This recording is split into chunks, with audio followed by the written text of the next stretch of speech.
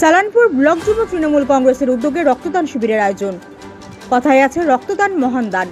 তাই সালানপুর ব্লক যুব তৃণমূল কংগ্রেসের সভাপতি সচিন নাগের উদ্যোগে এবং আসানসোল ব্লাড ব্যাংকের সহযোগিতায় বৃহস্পতিবার জেমানি দুর্গা মন্দির প্রাঙ্গণে অনুষ্ঠিত হয় স্বেচ্ছায় রক্তদান শিবিরের। যে শিবিরের উদ্বোধন করেন বারাবণীর বিধায়ক তথা মেয়র বিধান উপাধ্যায় সহ জেলা যুব তৃণমূল কংগ্রেসের সভাপতি পার্থ দেওয়াসী সহ আরও বিশিষ্টজনেরা। এদিন সমস্ত রক্তদাতাদের হাতে গোলাপ ফুল ও সার্টিফিকেট তুলে দেওয়া হয়। এদিন বিধান উপাধ্যায় কি জানিয়েছেন আসুন শুনে নিই। আজ জেমারির দুর্গা মন্দির প্রাঙ্গণে সালানপুর ব্লক তৃণমূল যুব কংগ্রেসের উদ্যোগে একটা ব্লাড ডোনেশন ক্যাম্পের আয়োজন করা হয়েছিল। আর ইতিমধ্যে শুরু হয়েছে। আর এখানে প্রধান অতিথি হিসাবে এসেছিলেন বারাবণীর বিধায়ক, আসানসোল কর্পোরেশনের মেয়র বিধান উপাধ্যায় মহাশয়। উপস্থিত আছেন পশ্চিম বর্ধমান জেলার যুব সভাপতি পার্থ দেবসী। উপস্থিত আছেন ছাত্র পরিষদের জেলা সভাপতি পশ্চিম বর্ধমান জেলার ভাই অভিনব।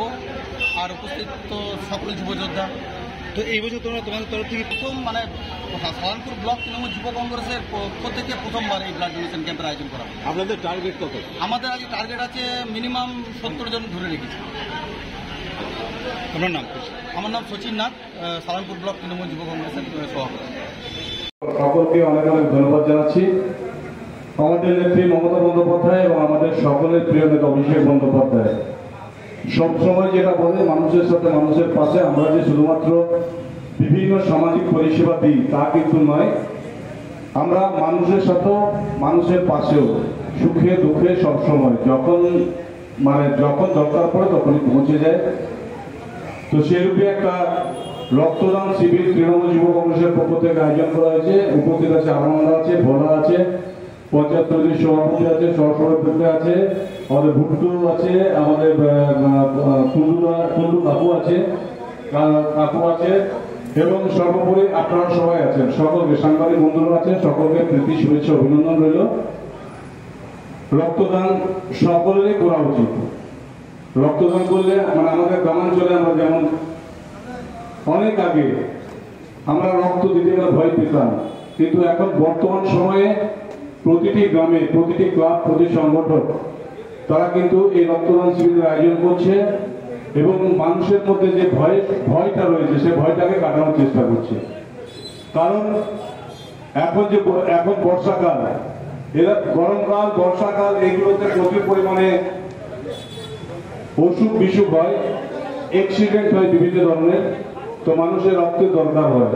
তখন যদি আমাদের এই ব্লাড ডোনেশন ক্যাম্প যেগুলো হচ্ছে, এগুলো থেকে আমরা ব্লাড ডোনেশন ক্যাম্প থেকে আমরা ব্লাড গ্রুপগুলো জেনে নিতে পারছি এবং এখান থেকে যে ব্লাড আমরা জেলা হাসপাতালে আমরা জমা দিচ্ছি। তো এই কার্ডগুলো নিয়ে যখন হয়তো কারোর খুব অসুবিধায় পড়েছে তখন এই কার্ডগুলো নিয়ে কিন্তু সাথে সাথে রক্তের ব্যবস্থা করা হয়। তাছাড়াও আমরা যদি ব্লাড গ্রুপ জেনে নিতে পারি তাহলে হয়তো আমার বাড়ির কারো কিছু হয়েছে, আমার ব্লাডটা কি, আমাকে তখন খুঁজে বেড়াতে হবে না। আমরা জেনে গেছি, আমরা নিজে যে ব্লাড দিয়ে সাময়িক যে 1 বোতল বা 2 বোতল ব্লাড লাগে সেটাকে আমরা দিয়ে মানুষটাকে সাথে সাথে হয়তো বাঁচিয়ে রাখতে পারবো এবং তারপরে পদক্ষেপটা নেওয়া যাবে। তাই সকলকে বলবো, রক্ত দিলে শরীরের ক্ষতি একদমই হবে না। আমাদের রক্ত দিলে বরঞ্চ পুরনো রক্তটা বেরিয়ে গেলে নতুন রক্ত আবার তৈরি হলে আমাদের যে জৌলুস আছে, আমাদের যে শারীরিক ক্ষমতা আছে সেটা নিশ্চিতভাবে বাড়বে, কমবে না, আমাদের শরীরের কোনো ক্ষতি হবে না।